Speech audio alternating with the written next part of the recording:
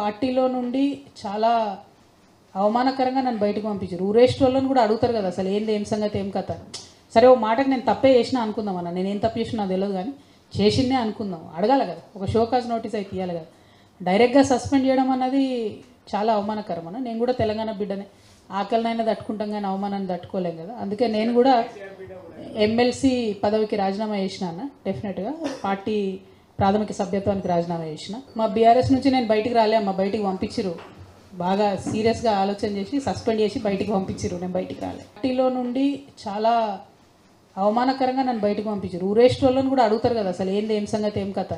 సరే ఓ మాటకు నేను తప్పే చేసినా అనుకుందాం అన్న, నేను ఏం తప్పు చేసినా నాకు తెలియదు, కానీ చేసిందే అనుకుందాం. అడగాలి కదా, ఒక షోకాజ్ నోటీస్ అయితే ఇవ్వాలి కదా.